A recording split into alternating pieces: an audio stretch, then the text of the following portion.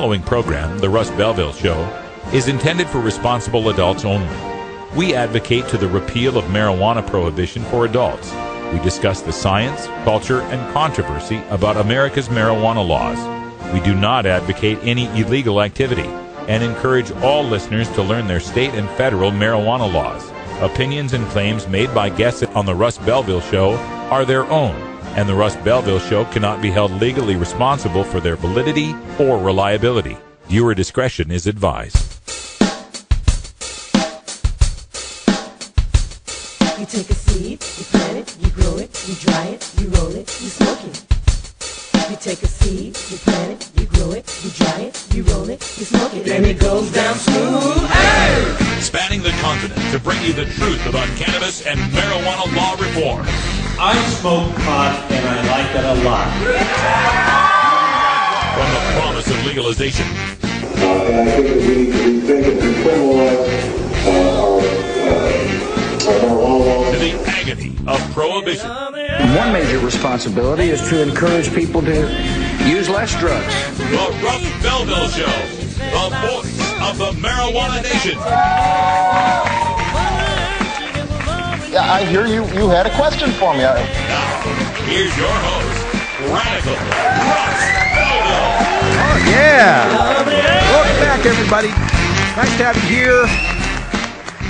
It's Tuesday, November 27th, 2012, and it's got to be 420 somewhere in the world. Thanks and welcome to the Russ Belville Show. We're so glad to have you here at RadicalRuss.com, theweedblog.com, pot.tv, and other fine marijuana community websites across the internets. Just visit our blog at RadicalRuss.com, look under About and Webmaster Tools, and you can embed our show on your webpage as well. We've got all sorts of interesting things to cover in today's show, mostly about the mainstream media finally taking some notice of things we've been talking about here on the Russ Belville Show for months and years. We're going to take a look at ABC News today at 6:30, which is taking a look at medical marijuana for children and the case of Brave Michaela out here in Oregon. Also mentions Cash Hyde and Miko Hester Perez's child, Joey, as well. So something we've covered a long time. They also interviewed Dr. Lester Grinspoon, one of the first doctors to use medical marijuana on his own child. We'll bring that all to you at 6:30. In other mainstream media, the Huffington Post has finally noticed the phenomenon that we christened stoners against this legalization. The people who have a vested interest in the status quo of medical marijuana, who then go on to fight marijuana legalization themselves. So glad they noticed that, and I'll put my Lieutenant Aldo Rain hat on and talk about that in the Radical Rant. Also, at 20 after, today is Electric Tuesday. We got some new music from Japan. My good friend Gomyo with the Hoodie Monks has sent me a new track called Roll With Me, and we'll play that in our Electric Tuesday for you here, Gomyo and the Hoodie Monks. But first, we'll get it all started with our 420 headline news. All sorts of interesting stories in the headline news today, including the results of marijuana decriminalization in California and how that's affected juvenile arrests. We'll get a look at Amendment 64 in Colorado and how Colorado Normal is going to be speaking with Governor Hickenlooper on rolling out, if you'll pardon the pun, Amendment 64. Mexico's President-elect Peña Nieto goes to war with the U.S. on the drug war. And we get Humboldt State University launching a new institute dedicated to marijuana research. All that and more, including Toker Talk Radio in Hour 2, where we'll take your calls and you can be a part of the voice of the marijuana nation. Hey, stick around. We'll be right back after some messages.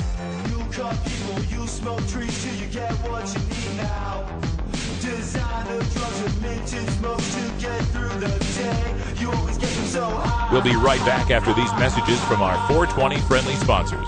Support these advertisers because their ad money goes straight to the Russ Belville Show. You're tuned into the Russ Belville Show, the voice of the marijuana nation.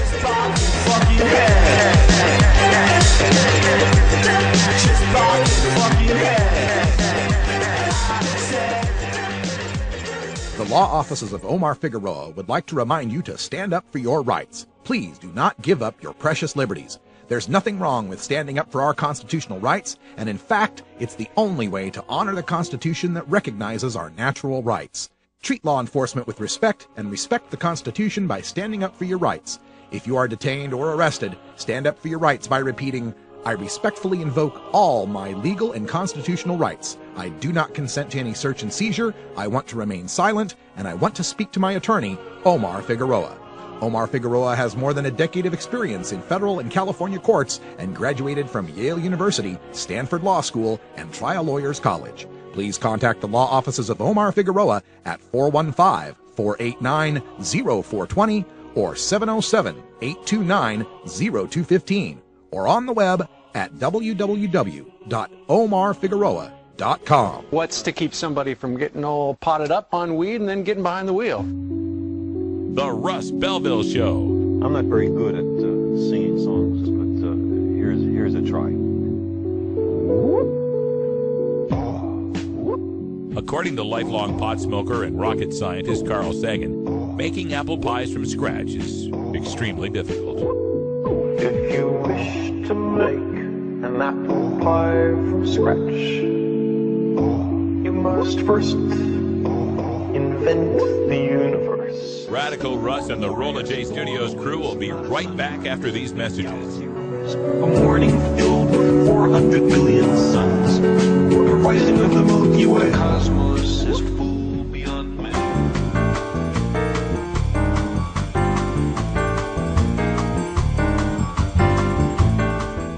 Now it's time for your 420 headline news. I'm Russ Belville. Marijuana decriminalization law brings down juvenile arrests in California, reporting from truthout.org. Marijuana is one of the primary reasons why California experienced a stunning 20% drop in juvenile arrests in just 1 year between 2010 and 2011, according to provocative new research. The San Francisco-based Center on Juvenile and Criminal Justice recently released a policy briefing with an analysis of arrest data collected by the California Department of Justice's Criminal Justice Statistics Center. The briefing, California Youth Crime Plunges to an All-Time Low, identifies a new state marijuana decriminalization law that applies to juveniles, not just adults, as being the driving force behind this plummeting arrest total.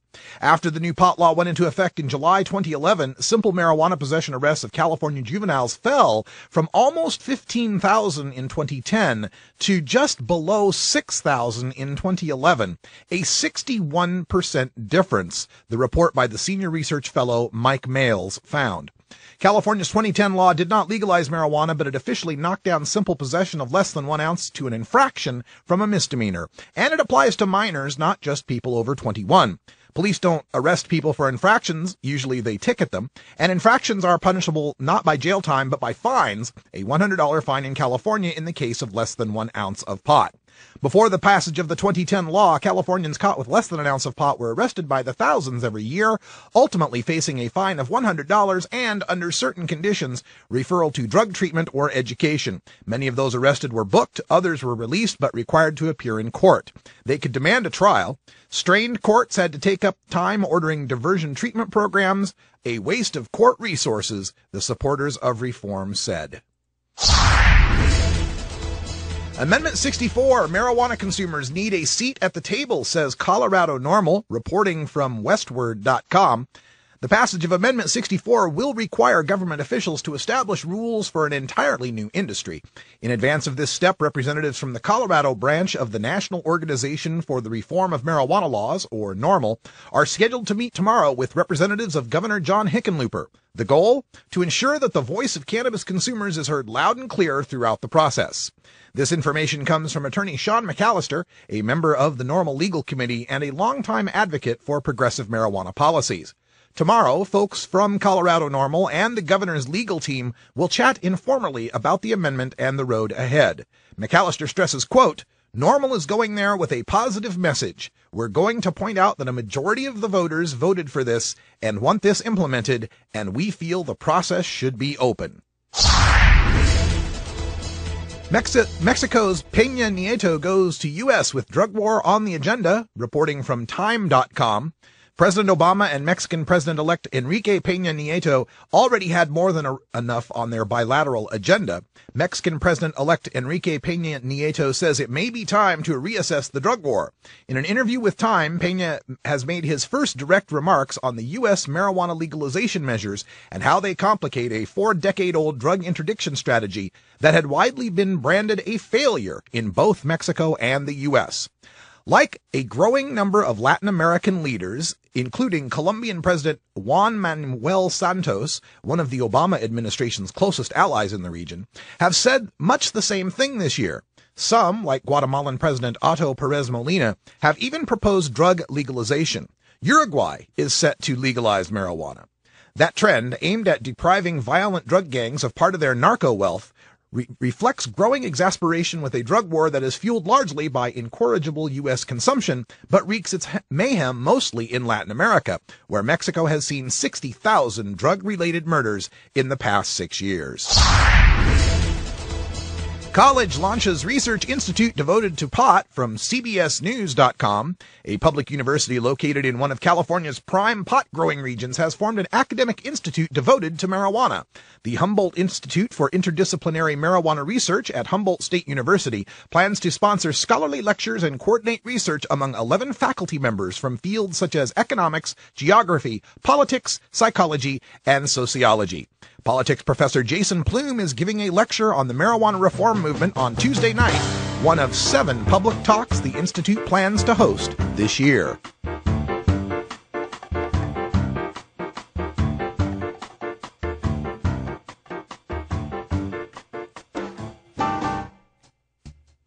And that's your 420 headline news for today, Tuesday, November 27th, 2012. I'm Russ Belville. When we come back, we go behind the headlines and take a look at MPP's leader, Rob Campia, and his top 10 lessons learned from Colorado legalization. We'll be right back after these messages.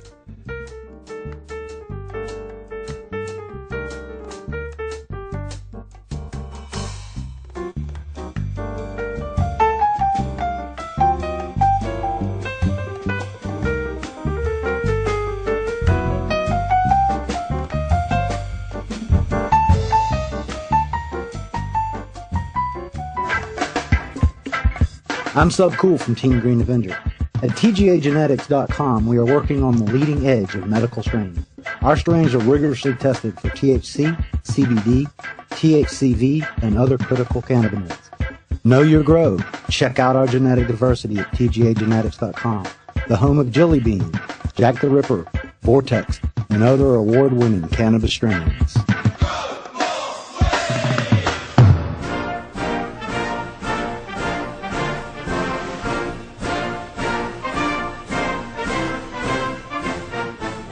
Last 7 major party candidates to run for president, 3 of the last 7 vice presidential candidates, and the last 3 presidents have all smoked pot.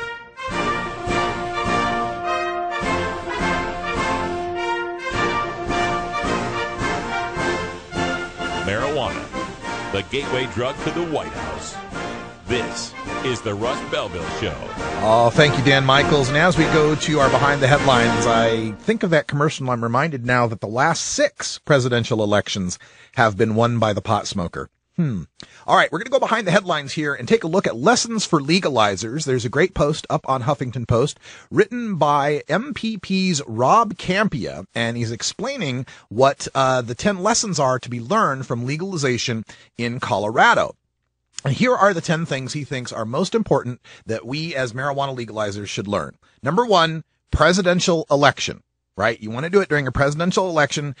He says, we intentionally chose to place our initiative on the ballot during a presidential election, which always attracts a larger proportion of young voters who are more supportive. Okay. So he's saying, basically you should wait till 2016 if you want to legalize.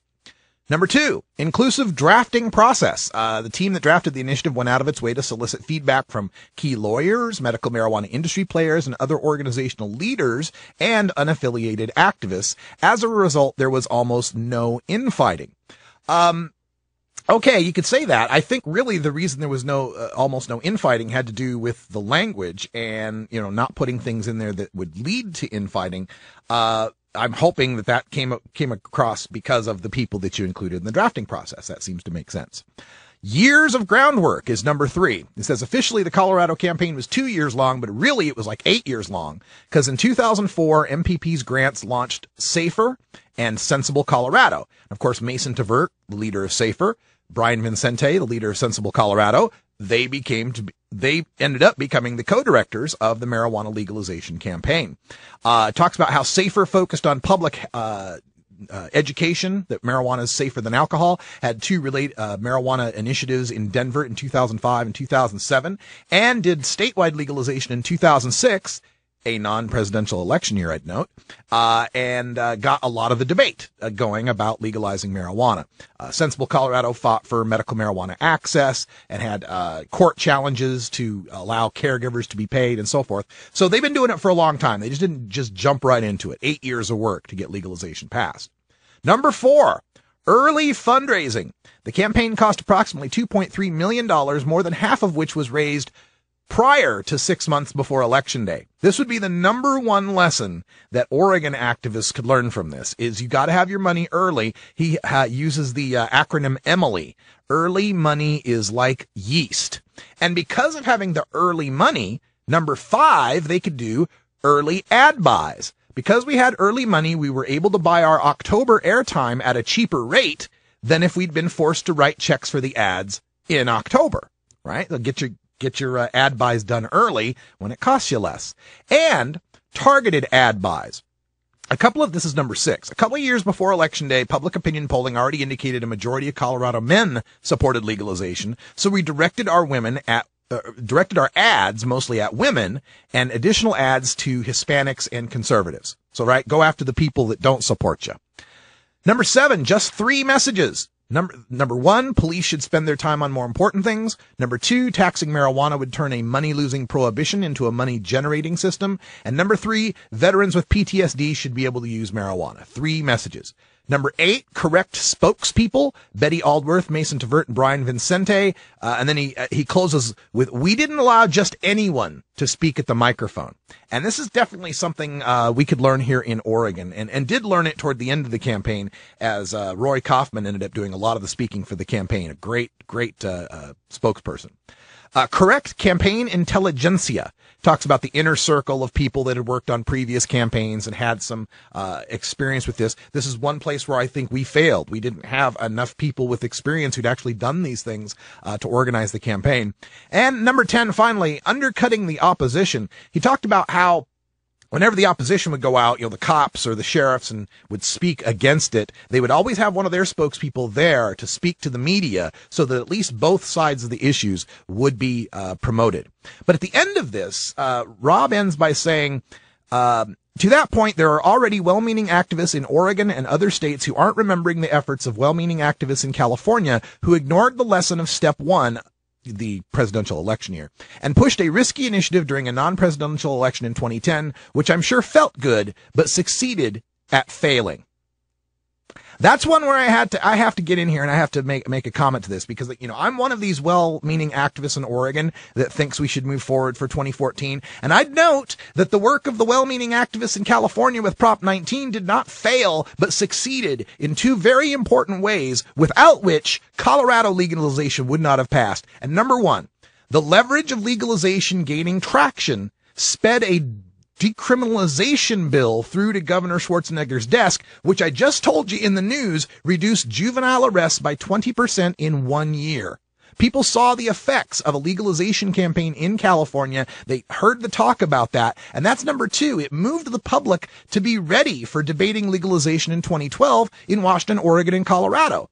And because they went forward in 2010, they had current exit polling that showed that they needed to do something about the fears of WOTC and SMOF. What about the children and stoned mayhem on the freeways that led Colorado and Washington to craft their language in such a way that it would appeal to the women and the conservatives and the people that were afraid of voting for legalization. As far as I'm concerned, Oregon in 2014 is not California in 2010. We got to have, number 1, we need fewer signatures to get on the ballot. Our ad buys cost a whole lot less. most of our population and all of our largest city is within an hour's drive of what will be 2 years of legal marijuana, or almost 2 years of legal marijuana in Washington state, and all the money that flows out of state from that. We all vote by mail here in Oregon. That changes the dynamics a whole bunch. And we're going to have a high-profile gubernatorial race in 2014 that's going to generate a lot of media coverage. Legalization's not a pipe dream anymore. It actually exists, and so now it's a valid policy choice. It's something that can win in an off-election year. It is never a mistake to run a legalization initiative. For example, MPP in Colorado in 2006 when it wasn't a presidential election year. It is only a mistake to run one badly, like we did here in Oregon in 2010. Oregon activists, or 2012, excuse me. Oregon activists can't wait another 4 years and thousands of marijuana arrests later to legalize. And there are a few more deep pockets than just Peter Lewis now who want to get in on the legal marijuana game. And that's what I have to say about that. I understand the patience and wanting to wait till 2016, but I think on the West Coast, there's no need to wait anymore. Full steam ahead. Let's legalize. Oh, have you ever met that funny reefer man? A reefer man. Have you ever met that funny reefer man? A reefer man. If he said he swam to China, he would sell you South Carolina. Then you know you're talking to that reefer man.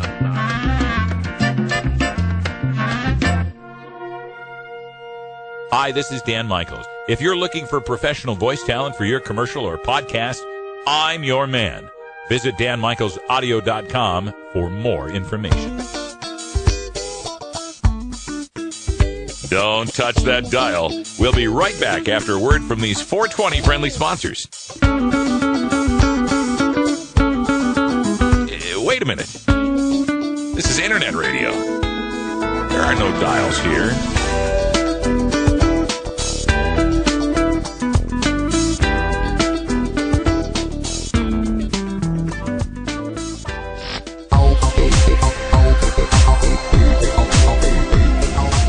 Everyone knows music and marijuana go together, so let's wind up our 20 after break with the Russ Belville Show's Daily Toker Tunes, the best in pod-safe 420 music from around the web.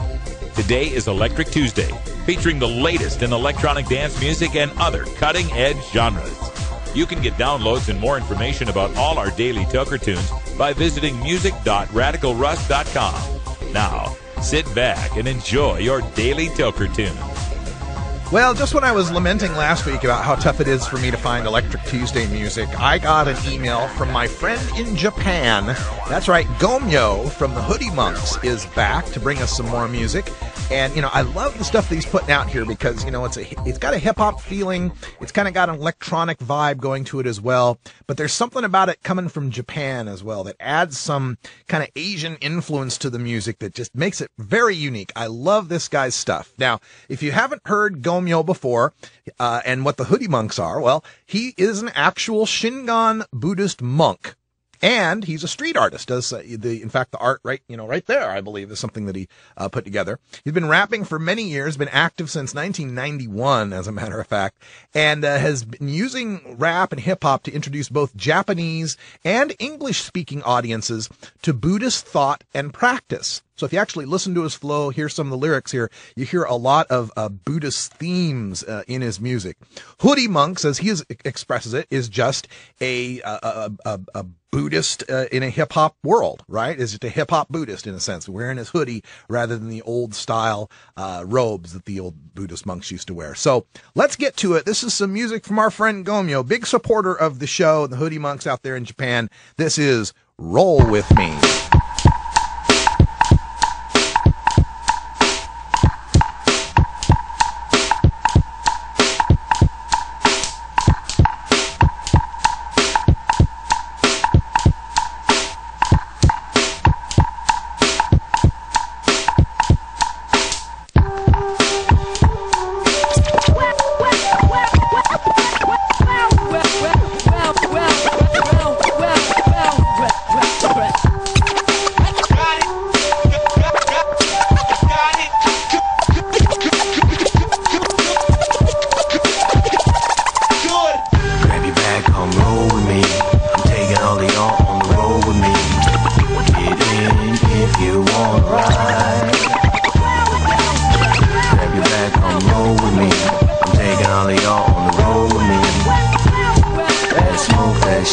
inside.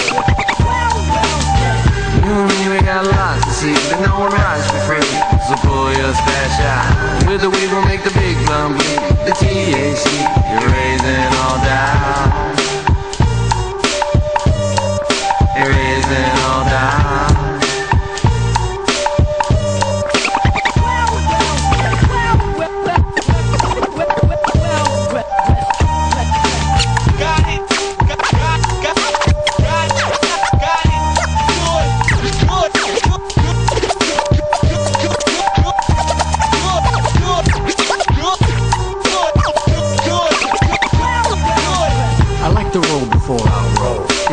Than rolling, well I'm rolling, no I've been known to do so. I don't mind getting the first round, or maybe 2 or 3, but it's a long ride into town. So get your stash out or pull some cash out or something. Fill up the tank and free me up to grab another bag of dank, so we can keep it lit up as we get up on our bank. Grab your bag, come roll with me.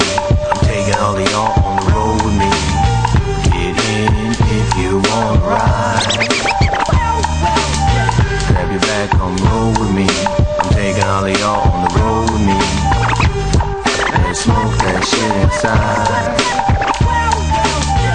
You and me, we got lots to see, but no one rides for free.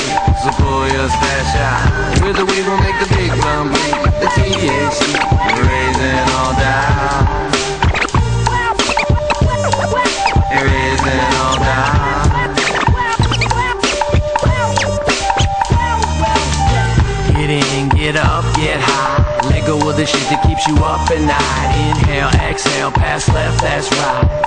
Repeat at least 2 more times. As many as required, as many as you like. It's a non-toxic herb and there is no lethal dose. It's a cool burning fire so you never sit too close. So huddle up and warm your hands. Inhale the smoke that's been shared since the first man. And even earlier if I don't miss my guess, by other animals and on other planets. Cause I'm on another planet every time I'm smoking. One with less gravity and lots more joking. Keep it light, take it slow. The tortoise beats the hare every time I read that book, you know. Grab your bag, come roll with me. I'm taking all of y'all on the road with me. Get in if you wanna ride. Grab your bag, come roll with me. I'm taking all of y'all on the road with me. And smoke that shit inside. You and me, we got lots to see, but no one rides for free. So pull your stash out. With the weed, we'll make the big plum bleed. The THC, you're raising all down. You're raising all down.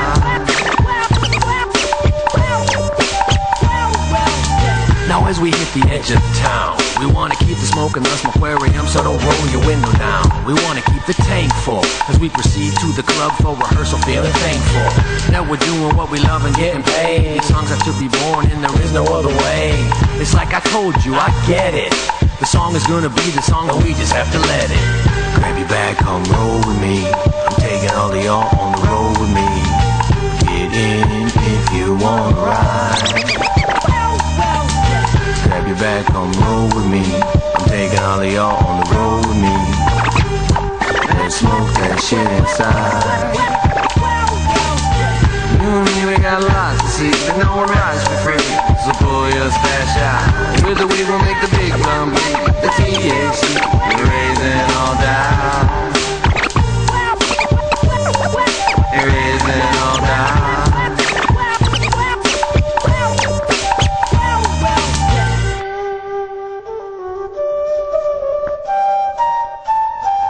Jive, Mary, Grifo, grass, hay. Technically, it's cannabis sativa, the common name, marijuana. She has found a crutch to see her through her difficulties instead of facing up to them and coping with them. And in time, she may be ready to try something different, something better.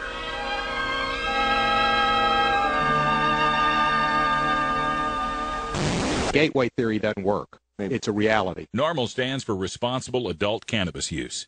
If cannabis use is causing problems in your life, consider taking a break or seeking medical assistance. Consider ceasing cannabis use if you have a family history of mental illness. Don't drive or operate heavy machinery while impaired by cannabis use. Cannabis use is not without risks, even though the risks may be far less than those posed by legal drugs.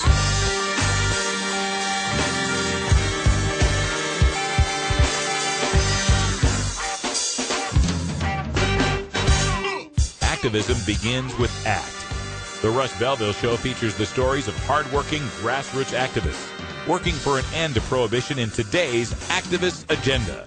All right, welcome back, everybody. And today we're going to turn things over to ABC News' 2020 program, which is investigating the use of medical marijuana for children. It's something that's come as a huge surprise to them, but something we've been covering here at the Russ Belville Show for quite a long time. So we'll get to that right away. Giving kids the message, just say no to drugs. So why would a mother convince her 12-year-old to take marijuana? Sounds outrageous, but she says it's for his own good. Is it?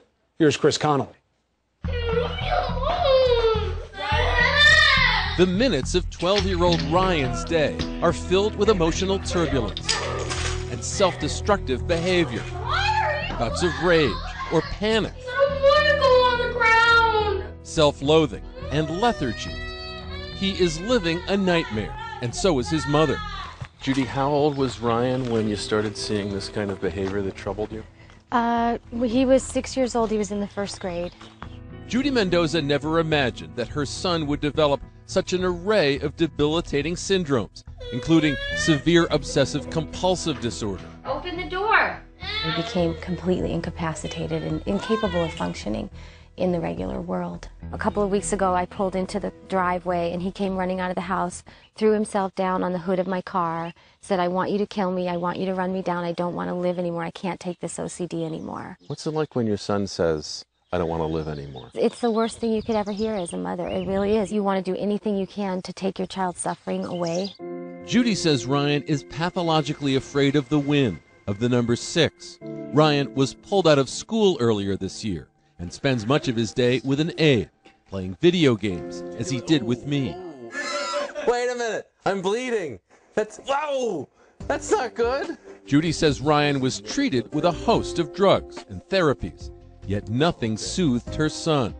That is what led her to take an astonishing step and give her 12-year-old boy medical marijuana. My first gut reaction was, oh my God, that seems really out there. That seems drastic, but I don't want to do all these antipsychotic medications anymore. They don't seem to be helping. And I thought to myself, what do I really have to lose? Judy lives in California, one of 14 states where medical marijuana is legal, purchased with a doctor's okay at one of these dispensaries. Kids don't smoke the drug. It hardly resembles marijuana as it's infused into butter or bread or into a tincture that can be placed under their tongue. It's like it just takes the edge off of his OCD. It's not like the OCD goes away when he has this medicine, but his ability to cope with it changes. And what are those moments like for you then? Heaven, because I get my little boy back. Judy's not the only one trying medical marijuana on her kid. In fact, she says she got the idea from watching This Good Morning America story. Miko Hester Perez says her 11-year-old, Joey, who has autism, had shrunk to 46 pounds before receiving the drug. I saved my son's life, and marijuana saved my son's life. Severe autism so confounds modern medicine that any treatment might seem understandable. But giving pot to a preteen with OCD? Is that why they call it dope? The only dope in this story is Chris Connolly.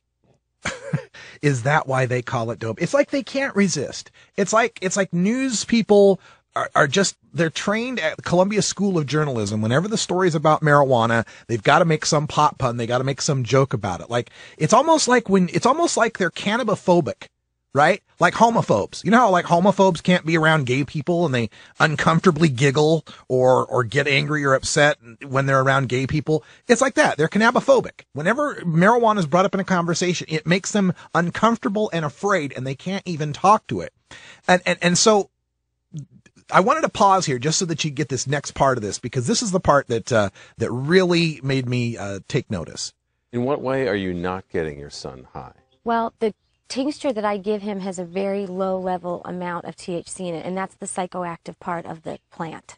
Judy knew she'd be shocking her friends. You know the culture we live in, though, right? I know. Just say no, gateway drug. What do their faces look like the first time you say you're doing what you're doing? It's like this.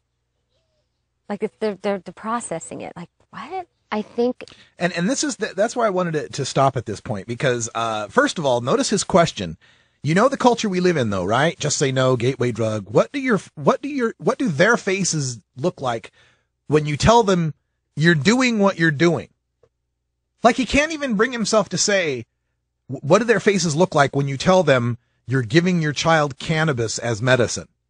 He can't even say it, that you're doing what you're doing, right?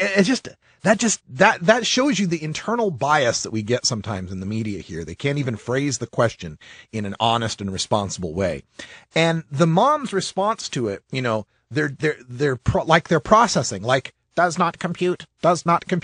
Well, it's not surprising that it does not compute. And when you think about it, how odd it is, how weird of a society we live in, where a mom taking a non-toxic herb and getting an oil from it to treat her son is seen as strange, right? I mean, we live in a completely artificial world where plastic news anchors with fake boobs are advertising artificial sweeteners and artificial colorings and artificial flavorings. And we go, everything about our world is artificial. I mean, if you brought this kid back to, native cultures anywhere in the world who was having problems like this, one, they might think he was inhabited by spirits, but whatever. Still, their first thought would be to use nature to help fix that.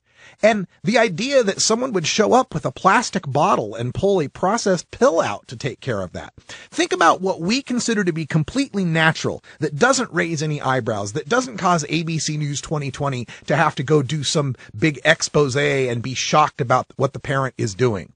We regularly give kids meth. We regularly give kids methamphetamines in the form of Adderall and other prescription drugs for their disorders. In fact, that was one of the drugs that this mom rejected in favor of medical cannabis, as they suggested some of these methamphetamines, some of these beta blockers, all sorts of different drugs that when you take them, she found the antipsychotics were having no real effect for her kid. And I'm sure they had all sorts of side effects for the kid. We've heard the story with Brave Michaela where she tried other medicines and it just made her a zombie, just made her all doped up. And, that's what they call dope, is those drugs. Those are the drugs that dope you up. People go and turn to medical marijuana because they don't want to be doped up. They want to have a quality of life. They want to be clear-headed. This idea that people have that you smoke pot and your personality changes and become lethargic and uninterested and unconcerned with the world is bunk. It's complete bunk. It's a slacker stoner stereotype left over from movies from the 70s, 80s, and 90s. You cannot live with that stereotype in the world of Michael Phelps and Sir Richard Branson and Carl Sagan and so many of the people, marijuanamajority.com, so many of the people who either use or support legalization. It just won't hold up anymore. Anyway, sorry for the mini rant. Let me get back to the video. If they look at the whole picture and they see what has happened with my child over the years and how close we have come to losing him, literally. It's really just giving them medicine to treat a symptom. But there are no double-blind studies, the gold standard of scientific tests, to have proven or even shown that marijuana does anything for kids with autism or OCD. How young is too young to be using medicinal marijuana? How young is too young to use aspirin? How young is too young to use penicillin? A retired physician and professor at Harvard Medical School, Lester Grinspoon, wrote the book on marijuana, literally. In the 70s, his son Danny, who had cancer, used the drug to counter the pain of his chemotherapy before his death. Now, he hears from mothers like Miko and Judy, but even he can't say it'll work. I can't guarantee it's going to do anything, but I can tell you it isn't going to harm him. It is remarkably non-toxic. You understand how some people hear of a boy taking marijuana and they're going, that doesn't seem right. It's because we have been brainwashed about this substance.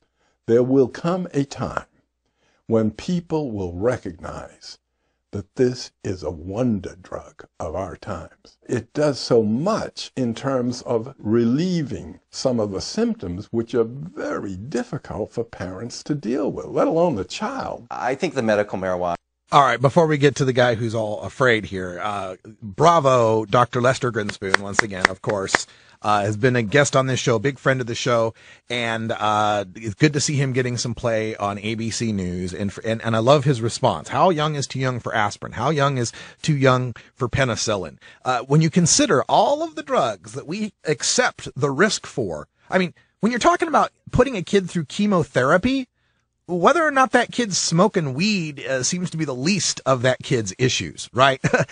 There's all sorts of drugs that we accept as safe for use for children that are so much more harmful than marijuana could possibly be. It's amazing that we have to keep pounding this into people's heads to understand, but there's 75 years of prohibition reefer madness that we got to fight, so we're going to keep fighting it. Speaking of, might actually be making their symptoms worse. The medical marijuana might just kind of be sedating them and not really addressing the underlying issues. Child psychiatrist Dr. Steven Sager at the ECHO Teen Substance Abuse Facility argues that this alternative treatment does present a serious risk for these kids. With marijuana, there's clear problems that can come up with it, including concentration problems, anxiety, depression. I think with a child. Did you see that kid at the start of this this episode? Did you see him banging on the floor and screaming? And I think concentration problems are, the least of his issues here. And as the mom was saying, it seems to help him with his concentration. You need to be ultra cautious. You know who else doesn't think marijuana for kids is such a hot idea? 12-year-old Griffin. Griffin, what was it like when you first heard that you might be taking medical marijuana?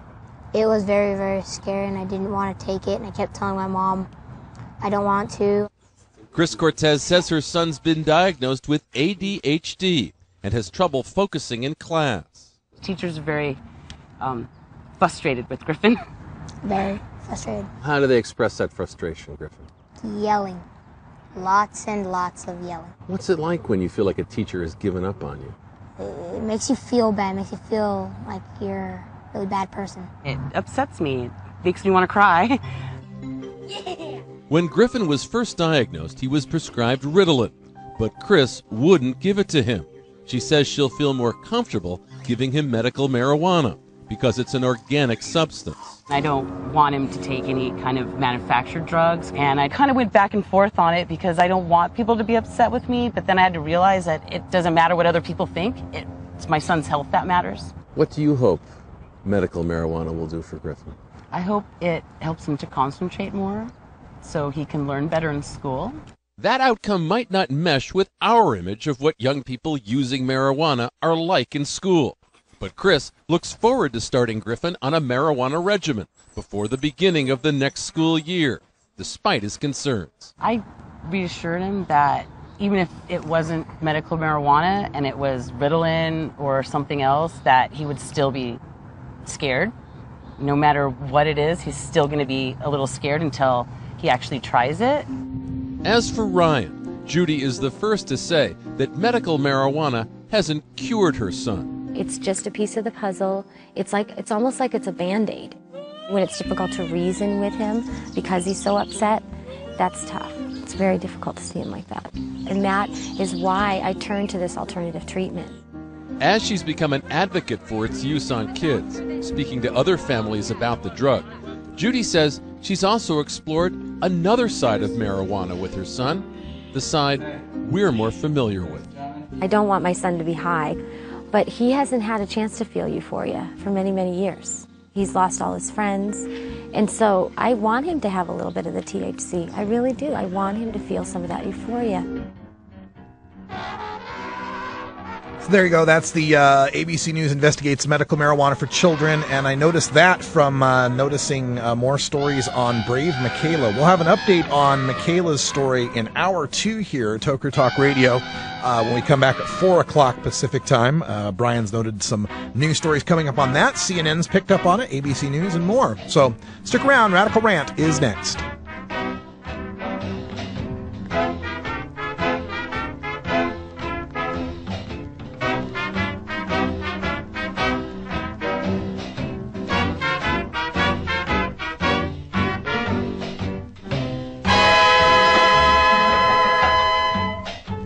The Russ Belville Show is blogging and podcasting daily at RadicalRuss.com. Have you considered medical marijuana? Double-blind, peer-reviewed studies have found cannabinoid therapies to be successful in treating the symptoms of Alzheimer's disease, ALS or Lou Gehrig's disease, brain cancers, chronic pain, diabetes mellitus, dystonia, fibromyalgia, GI disorders, hepatitis C, HIV/AIDS, hypertension, incontinence, MRSA, multiple sclerosis, osteoporosis, pruritus, rheumatoid arthritis, sleep apnea, and Tourette's syndrome, as well as anecdotal evidence suggesting relief from anxiety, depression, and post-traumatic stress, plus reduction in the need for narcotic painkillers.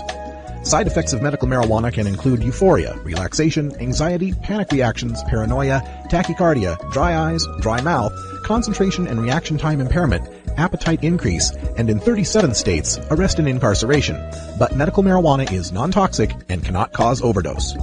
Medical marijuana. It's not for everyone, but ask your doctor if medical marijuana may be right for you. There is a peaceful solution called a peace revolution. And now let's take back America. Hi, this is Willie Nelson. Like millions of freedom-loving Americans, I'm a marijuana smoker, and I don't think that should be any of the government's business. There's absolutely nothing wrong with the responsible use of marijuana. The next time you light up, take the time to let your elected officials know how you feel. It's time we legalize marijuana and stop treating marijuana smokers like criminals. For more information on how you can help legalize marijuana, please contact NORML at norml.org.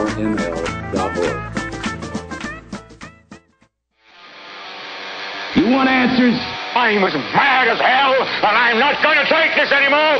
You want answers? You have offended my family. I think I'm entitled. You want answers? I want the truth. And you have offended a Shaolin temple. You can't handle the truth. Surely you can't be serious. I am serious. And don't call me Shirley. Radical Rant.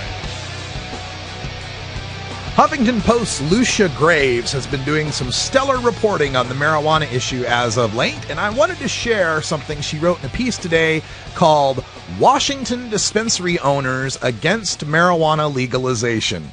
This is from Lucia Graves. Though one might assume that legalization would be opposed primarily by law enforcement and social conservatives, nearly all the money donated to fight the ballot measure in Washington came not from such groups, but rather from the existing medical marijuana industry, according to state campaign contribution filings. The main group formed to oppose the legalization ballot measure, No on I-502, was directed by Steve Sarich, a patients' rights advocate who runs a local dispensary, or access point as he calls it. He says neither he nor his campaign's contributors oppose the measure for financial reasons. Quote, "There may be a few that are making some money," he told Huffington Post Monday, "but most of them are just paying the rent." End quote.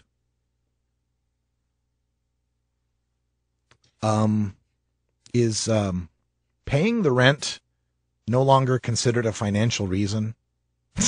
Jesus, Steve. The actual description for this kind of political economic behavior is called rent seeking. Look, when you're the maker of buggy whips in 1910, it doesn't matter if buggy whip sales fund your vacation home in Florida or they're just barely keeping porridge on the table. You're not going to like those horseless carriages Henry Ford keeps cranking out. But at least the buggy whip manufacturers never raised any money to influence people to vote in favor of imprisoning people with Model Ts. Let me go back to Lucia's reporting on this.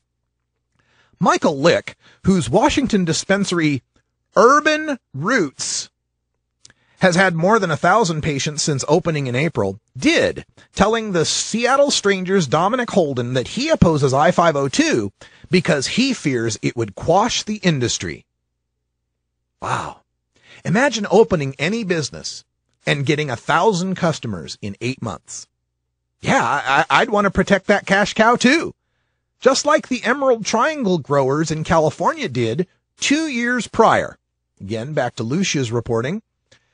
A similar dynamic has played out in California's so-called Emerald Triangle, Mendocino, Humboldt, and Trinity, a cluster of northwestern counties specializing in pot cultivation since the mid-'70s. where growers and sellers largely opposed an in-state marijuana legalization initiative in 2010. The implicit reasoning was that industry-style mass production would damage the local economy, as marijuana is the lifeblood crop for thousands of residents in the area. Yeah, and I am sympathetic to the tales of small family growers. I really am. American manufacturing is all but gone, and the opportunities to make a decent living for yourself and your family are few. But that industry, that local economy, can only exist in its current form through an artificial price support that is purchased in the years that pot growers and consumers spend in prison and the lives that are derailed, destroyed, and deceased fighting this war on drugs. I don't fault anybody for playing the game. Like Bill Maher says, you can hate the designated hitter rule in baseball, but until it's changed, every manager of every club is going to use it. However, playing the game and supporting the game are two different things. I have friends who are paying the rent through prohibition profit, slinging bags and growing weed, but they also volunteer and donate to legalization campaigns and organizations. Now, while some of them will say, well, I'm just working to put myself out of business, in truth, they're just gaining contacts and education for the new era of legal marijuana that will make them far more money with far less risk in the long term. You could call them the buggy whip manufacturers who are ready to retool the factory to make tires. Let's go back to Lucia Graves from Huffington Post.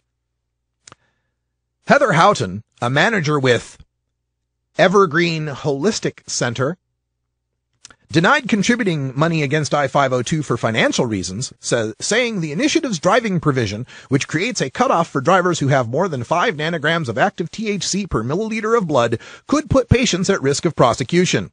Yeah, this is the fig leaf all those stoners against this legalization get to use in Washington. The per se DUID.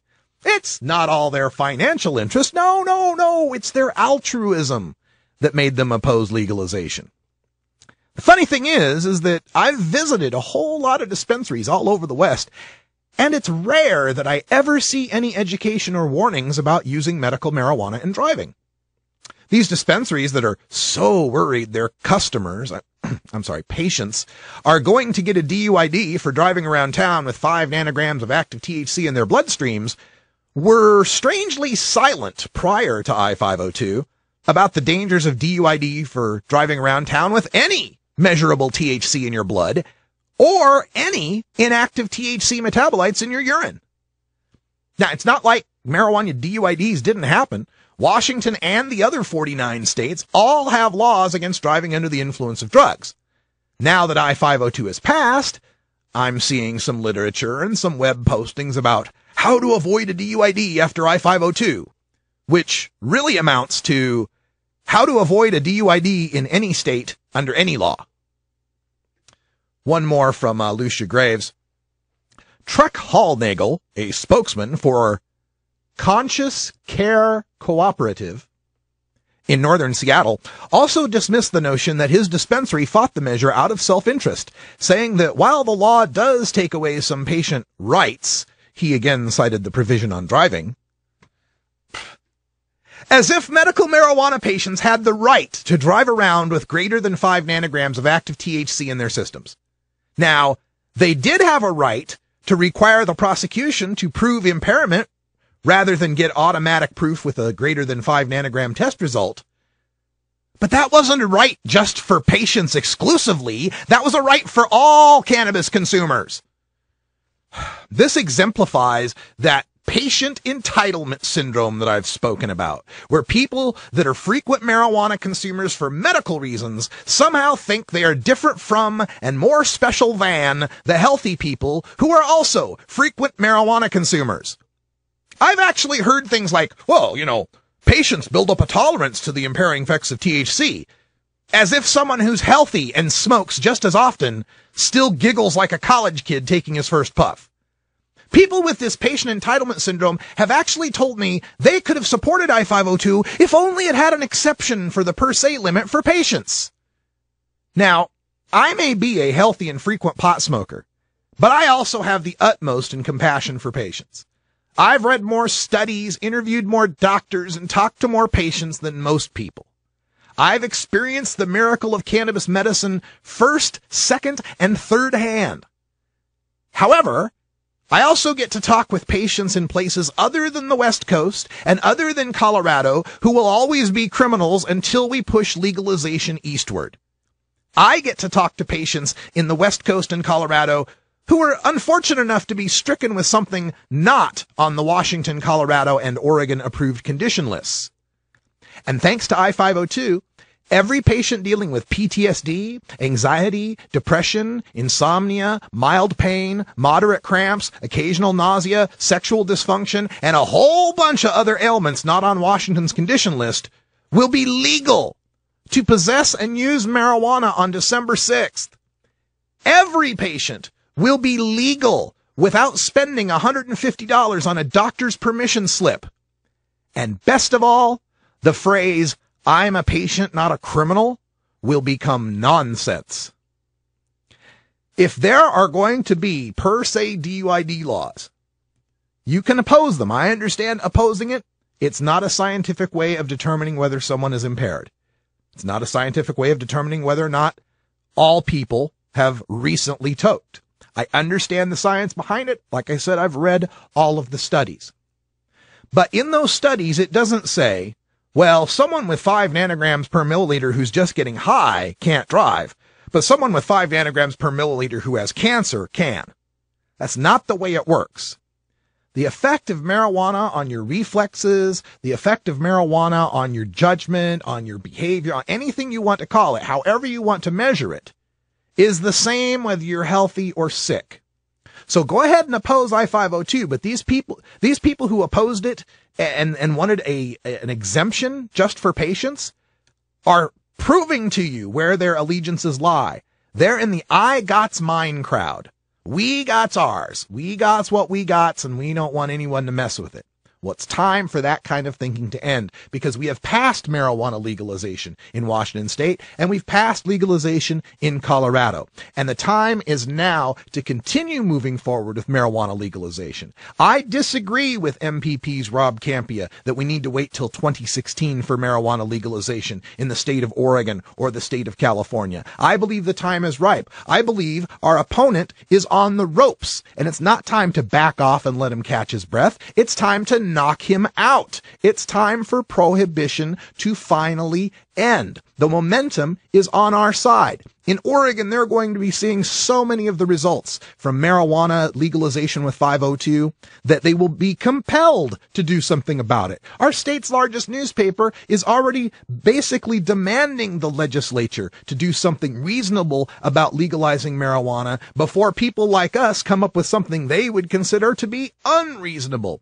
And you know that the people that are making hand over fist money in California aren't about to see their market share get diluted by the people in Washington and Colorado that are now allowed to sell to everyone, even without a doctor's excuse note. No, California's going to get right in line, and we're going to legalize on the West Coast in 2014, because while it might be the best chance, while we might get 58% in 2016, I believe we can get 52% in 2014. And I'm sticking to that. We can do this. Oregon doesn't cost that much to legalize. Our signatures don't cost that much. Our ad buys don't cost that much. We vote by mail. We're going to do it.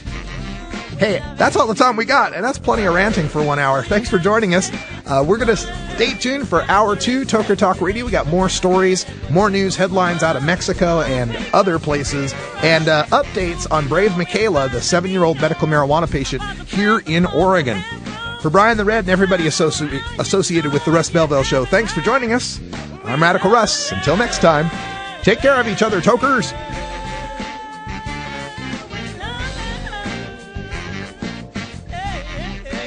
This is the Russ Belville Show. The Russ Belville Show is blogging and podcasting daily at RadicalRuss.com.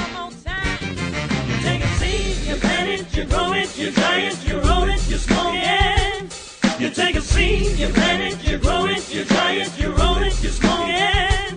You take a seed, you plant it, you grow it, you dry it. giant, you roll it, you smoke it, and it goes down smooth.